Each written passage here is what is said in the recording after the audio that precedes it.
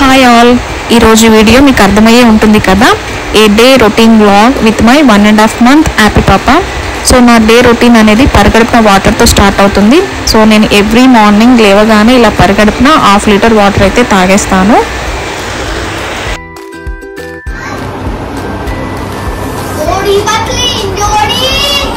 Happy ఇటు ఇటు ఇటు.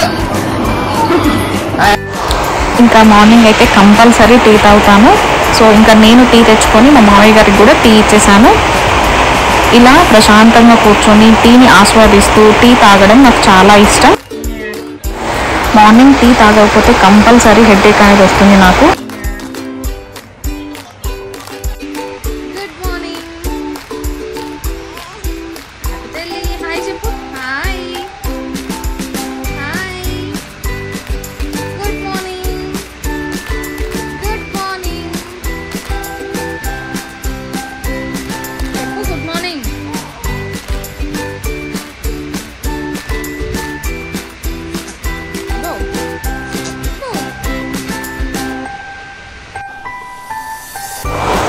మా బాబు ఇంకా స్కూల్కి రెడీ అయిపోతున్నాడు. మార్నింగే లేచి నన్ను డిస్టర్బ్ చేయకుండా బ్రష్ చేసి అండ్ బ్రష్తో పాటు స్నానం కూడా చేసి టిఫిన్ చేసేస్తాడు. మా హస్బెండ్ కూడా నాకు హెల్ప్ చేస్తారనమాట, వంట విషయంలో కానీ ఇంకా అన్ని విషయాల్లో నాకు హెల్ప్ చేస్తూ ఉంటారు. ఎందుకు అంటే పాపతోనే నాకు సరిపోతుంది డే అంతా. అండ్ నైట్ అయితే అస్సలు పడుకోదు. నైట్ అంతా ఇంకా లేవడము, ఇంకా నిద్ర అనేది ఉండదు నాకు. సో అందుకని మా హస్బెండ్ మార్నింగ్ లేచి వంట టిఫిన్ అన్నీ చేసి బాక్స్ని కూడా కట్టుకుంటారు.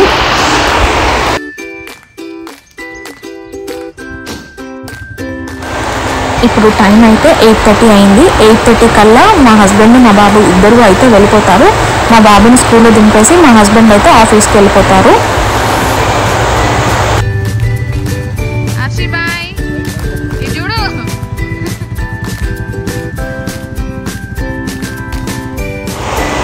ఇంకా వాళ్ళు వెళ్ళిన తర్వాత నేనైతే టిఫిన్ చేసుకుంటున్నాను, నాకు మా మావయ్య గారికి.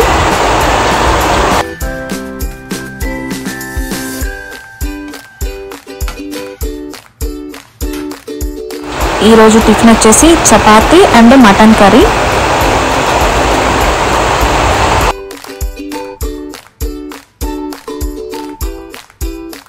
టిఫిన్ తిందాము అనేలోపు మా పాప ఏడవడం స్టార్ట్ చేసింది. సో ఇంకా తనతో ఆడుకుంటున్నాను.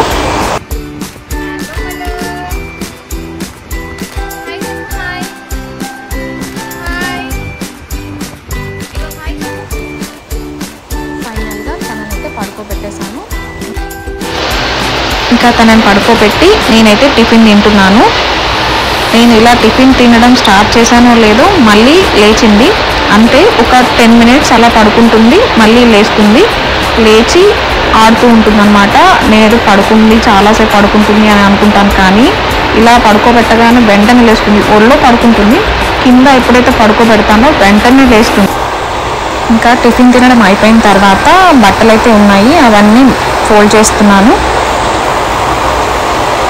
తను పడుకున్నప్పుడే అన్ని పనులు అనేది చేసుకోవాలి కదా. సో అందుకని తను పడుకోగానే ఇలా బట్టలన్నీ ఉంటే అవన్నీ ఫోల్డ్ చేస్తున్నాను. 10:30 ఆ టైంకి ఇంకా నేను ఓట్స్ విత్ మిల్క్ అనేది తీసుకుంటాను. ఫస్ట్లో మిల్క్ అయితే సరిపోలేదు, పాపకి ఫార్ములా మిల్క్ ఇస్తూ నా మిల్క్ కూడా తాపించాను. సో మేము డాక్టర్ని కన్సల్ట్ అయితే అప్పుడు డాక్టర్ ఏం చెప్పారంటే పాలు పెరగడానికి 3 పూట్ల అన్నం తినమన్నారు.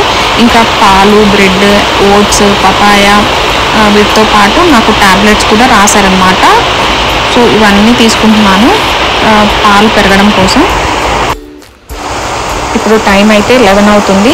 సో 11 o'clockకి మా పాపకి స్నానం అయితే చేపించేసేసాను.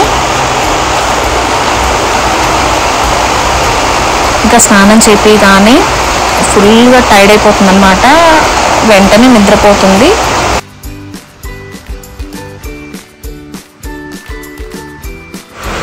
ఫైనల్గా మా బంగారు తల్లి ఇలా రెడీ అయింది.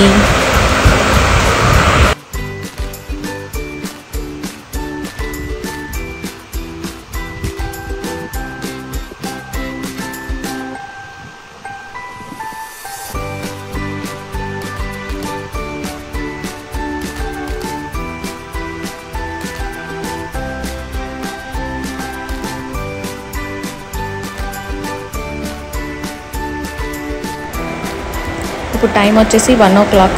నేనైతే లంచ్ అయితే చేసేస్తున్నాను. లంచ్లోకి మా కర్రీ వచ్చేసి మటన్ కర్రీ. ఇది వచ్చేసి తిల్లి. మీ సైడ్ ఏమంటారు అంటే మా సైడ్ వచ్చేసి తిల్లి అంటాము. మీ సైడ్ మీరు ఏమంటారు అనేది నాకు కామెంట్ సెక్షన్లో కామెంట్ చేయండి. ఇది తినడం వల్ల పాలింతలకి పాలు అనేది బాగా పడుతుందంట. అది కాకుండా నాకు చాలా ఇష్టము. సో ఎప్పుడు వెళ్ళినా సరే మటన్తో పాటు తిల్లి కూడా తీసుకొని వస్తారు. ఇది తినడం వల్ల పాలు అనేది బాగా పడతాయి.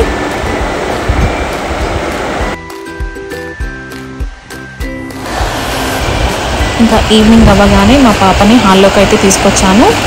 తనతో ఇలా కొంచెం సేపు అయితే ఆడుకున్నాము. సో ఈ టాయ్ అయితే చాలా బాగా యూస్ అవుతుంది. ఇది 0 to 2 years వరకు పిల్లలకి చాలా బాగా యూస్ అవుతుంది. దీనిపైన ఇలా చిన్న చిన్న టాయ్స్ని అయితే కనెక్ట్ చేశారు. సో వీటి వల్ల ఏంటి అంటే చేతులు మనకి వాళ్ళు ఇప్పుడు చేతులు బాగా ఆడిస్తూ ఉంటారు కదా, సో అది అనేది తగిలి అది సౌండ్ అనేది వస్తుంది. పిల్లలు చాలా బాగా వాటిని చూస్తూ ఆడుతూ ఎంజాయ్ చేస్తారు. ఇంకా కాళ్ళ దగ్గర అయితే పియానో అయితే వచ్చింది.